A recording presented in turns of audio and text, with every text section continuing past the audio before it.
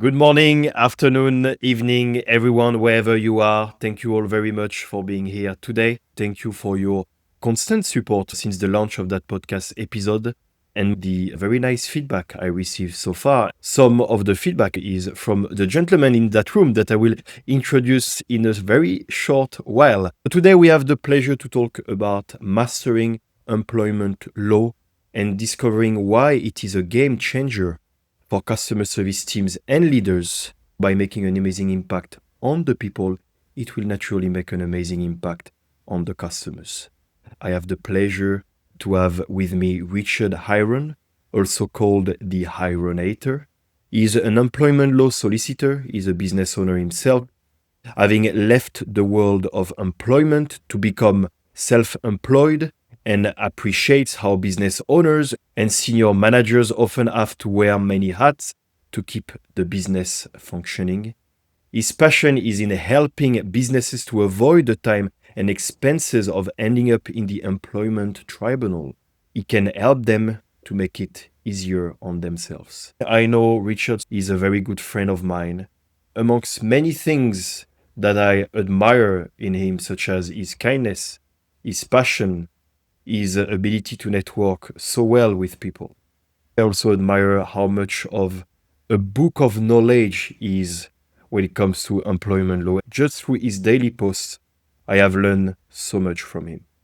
Hi, Richard. Thank you very much for being here today. A real pleasure having you. Would you like to add anything before we get started? Hello, Pierre. Thank you for having me. I don't have anything to add to what you said. If I've caused you to blush, is a great start of the week then, because we are recording on a Monday. You also start my week very well, because I always like your Monday morning posts. Sometimes Monday morning can be hard, and I'm really saying very often to myself, let me check Richard Hiron's post today to see what he has to share. Your positivity is really contagious. I wanted to say that before we get started. You keep making me blush. Thank you. Thank you, Richard. For my episodes on Spotify, please make sure you are following my page and leaving me a 5-star rating if you found the episode interesting. If you want, you can also turn the episode notification for my channel by clicking the bell and add my episode to your playlist. For my video episodes on YouTube, feel free to give me a thumbs up, leave me a comment, and subscribe to my channel if you would like to continue listening. All right, let me start by asking you a very basic question. This podcast is all about taking care of your people in order to take care of your clients. Why do you think that statement resonates when it comes to employment law? Thank you for asking. I think it's not the only factor that is important in customer service, but it is one of the key ones because employment law exists to set the basic rights an employee has in their employment. A lot of business owners sometimes kind of miss the gun. They look literally at business, customer, but they miss the person in between who is the employee. I think you take care of your employee or your staff. They take care of the customers. You don't spend so much time in the employment tribunal because you are taking care of them. If you want to avoid employment law, or if you want to avoid someone like me altogether, that's the mindset to have. What I really like with your approach is, I think one of the key focus in running a business, running a team, delivering customer service is proactiveness versus reactiveness. And I think you are really spot on when it comes to this. And I totally agree with what you say. I think the reason some businesses overlook their people is because they are taking them for granted. They are being reactive. They will just start to do things when it comes to their people when problems are arising. Another question I have for you, if you had to share 1 to 3 key focuses that will help the audience be on top of their game when it comes to employment law, what will they be? I think the first one, because it is a passion of mine, is to get the employment law compliance done at the beginning. Many times people will come to me, they want a contract or a staff handbook drawn, and they won't have thought what they really want in that handbook. They're just asking for something to tick a legal box. I have heard people describe contracts, staff handbooks, all of that basic paperwork as just a formality. When I hear people say that, it worries me, because an employment contract, your staff handbook, they are tools for helping you through the employment journey. They're not just there for the employee, they're there for the employer as well. If you get them drafted properly from the very beginning, acknowledging the employee's rights, you are going to make your journey through that employment relationship so much more straightforward. I really liked what you said about putting all this in place. It's not only for the employees, but also for the employers. That reminds me of many aspects of what I do, one of them being recruitment. When it comes to recruitment, you are not only doing a successful induction, you are not finding the right profile only for the employers, you're also doing it for the employees. By doing it for the employees, it will go back to the employers and vice versa. I think it's really important to realize that both sides will be related to one another. Finding the perfect talent, training that talent, and giving them the best induction right from the moment they start. You are doing it so that person has the best environment and the right tools to do their job. And they also start to appreciate and become loyal to the company they are working for, which will have an impact on the company itself. It's a brilliant point. When we look at things like rewards, you can view working an employee in precisely the same way. You build loyalty points with each other. Think that improving one side will not help the other side and vice versa. You cannot only focus on one side. It's understanding that managing your people, it will have an impact on many different aspects. Your business performance, your productivity, your employee retention, your customer service, your customer satisfaction. Through your people, the impact you can make on so many different aspects that are far above customer service only. Would you like to share the second point? The second point is interwoven into how we've extended the first point. I will have situations where both employers and employees come to me complaining they're terrible communicators. Now, it's quite funny to have that coming from both sides of the relationship, experiencing similar problems. Communication is king in the workplace. If you get it dialed down into what works in the business, that's a masterstroke to steering yourself away from the employment tribunal into much happier and hopefully more profitable times. This is so true. I have one specific example on that point of communicating with your team. On many instances, when I deliver that first session to attendees, employees that are working for specific company asking me to train their team, they may perceive me as a threat at the beginning. The reason behind that is because of that lack of communication with their leaders. They will think they're being sent there to be pointed fingers at because they're not doing a good job. One of the things I do right away is communicate how untrue it is. I am there to help them. I am there to support them. I am there to make their job easier. It's good to send them the correct message. You haven't done anything wrong.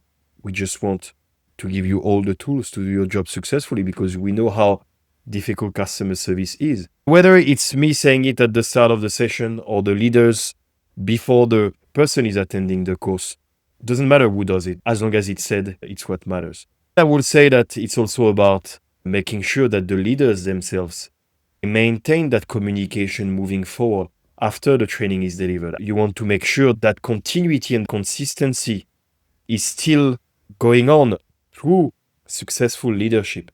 And successful leadership can only be done if you have communication going both ways. Practicing with the team, giving feedback, having one-to-ones with them, having specific meetings through challenges and opportunities of improvements, but also on the things that are done well.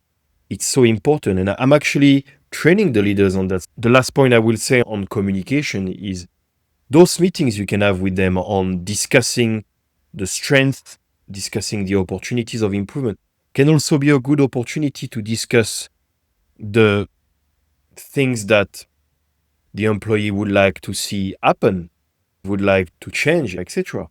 One of the things that I sometimes hear from the leaders when I say that is, yes, it's good, but having those type of meetings is also difficult because you will say to them, we cannot do this. What I reply to them is, yes, indeed, this is what you want to do. Most of the time, the reason why they're frustrated is not because change didn't take place. The reason why they're annoyed is because they don't know why.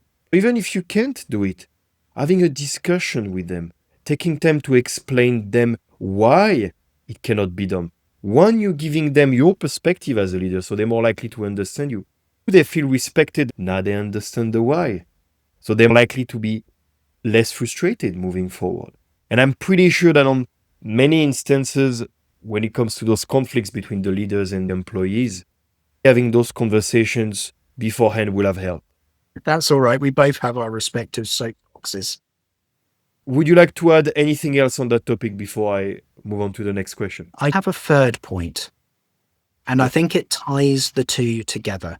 Get your employment law advisor, whether that's a lawyer or an HR person, into the business sooner rather than later. If you are expecting them to come in and wave a magic wand and make everything wonderful, it doesn't always work that way. It might be too late to do the big mop-up job that should have been done 6 months ago. I love that point because it bringing us back to proactiveness versus reactiveness. It's never too late to get employment law solicitor to help you as a business, but it's never too early. You are genuinely there to make everything better for your clients. And many people may say it, but they will not mean it as much as you do. We should call this the blushing podcast. What else did you expect from me, Richard? Actually, I have to say, I love your sense of humor. I think you are the definition of British sense of humor. I won't go down that path because I will start talking about Sir Roger Moore and James Bond. Very true. We should do a podcast episode on that. We will definitely need to allocate an afternoon. You're right. Thank you for those very good points you shared.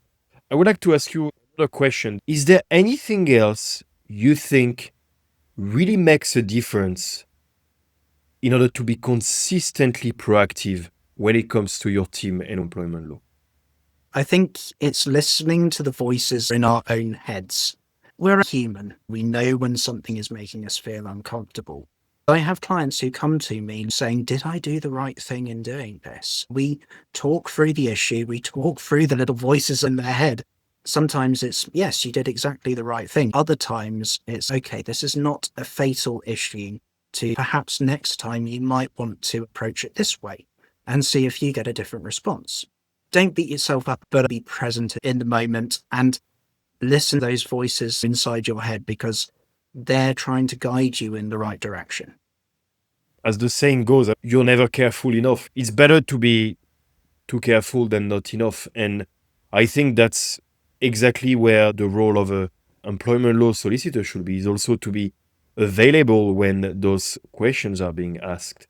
Because it's better to remove a doubt that is probably not funded than not having any and therefore going to some troubles or difficulties moving forward. I totally agree. I really like that approach because it also goes with there's no stupid questions. There's only questions and doubts that are there to be answered. And I have that a lot when I train. One of the things I say right from the start is there's no stupid questions. Any questions you would like to ask, anytime. Interrupt me, I will not feel offended. That's entirely fine. I really want to create that environment. Even if they're comfortable asking me in front of everyone else, you can come to me anytime during the break or at the end of the session if you want to speak privately. I really want to create that environment of trust. Even if it's just you're not doing anything wrong, you can keep doing what you're doing. Or even if it's a slight tweak, it's still important that they have that environment where they feel safe and comfortable enough to ask those questions. It made me think about my employed journey. And there are things, even though I'm self-employed now, that I still carry from that essential training time. Things I do day by day that have become ingrained in my neural pathways, I needed that experience to learn. Hmm. Yeah, that is very true. And I think at the end of the day, it's good to be assertive during training sessions, but it needs to be balanced. Assertiveness is actually good, but it doesn't mean pushing the assertiveness too far where you're not approachable anymore. It's being assertive in a healthy way. I always love to see the similarities. At the end of the day, probably on paper, our jobs seems very different, but the ultimate outcome and the ultimate goal is very similar. And that's what I love. That's probably why once we have those conversations, we have a lot of similarities. I'm going to ask you a question that is more related to the challenges when it comes to employment law. What are the main challenges that leaders are facing when it comes to employment law? And any tips to overcome those challenges? Difficult conversations is one that I see a lot of. This is often a situation where leaders, senior managers, have noticed something that starts off as quite a minor issue. And then, because they're concerned about having a conversation with the person, maybe afraid of upsetting them, the leader or senior manager themselves may not feel comfortable with that kind of conversation. The problem becomes worse. And then the conversation is not, we need to correct this. The conversation is, we need to get this person out of the business. That person could be ideal for the role, but might just need, and this is tying it back to training, a little bit more guidance on their conduct, personality, friction with other members of staff, avoiding that, understanding it, not just from the business's perspective, but from the employee's perspective. The situation has got to the person, has to go. Having difficult conversations don't necessarily need to be difficult. They can just be a catch up and you solve the issue. That can save the business a lot of money and headaches. Yeah, I completely agree. And actually, I think that on most instances, the reason why they are difficult is more related to the approach, how it is said, rather than what is said. This is why I love to call difficult conversation courageous conversations instead. Because the way you're calling it will influence your mindset. You can say the most difficult things to hear. Depending on how you say it, it can be perceived positively. And you can say the most positive things, it can be perceived negatively. As an employee, your customers are your customers. But as a leader, your customers are your people. Sometimes they will not like to hear specific things. On some instances, things you say, they may not like to hear it. But it doesn't mean you don't have to say it. Saying it the right way, it will have an impact. You can't be afraid in saying those things because you're not doing a favor to your team. As a customer-facing employee, you're not doing a favor to your customers because they may be even more disappointed moving forward. Absolutely. Anything else you'd like to add? I think this one will be particularly interesting for hospitality. Our 0 hours contract, they have been abused in certain industries. It can be helpful to really have a look whether you even need them in your business. Can you make the role a bit more permanent? Do you need that role permanently?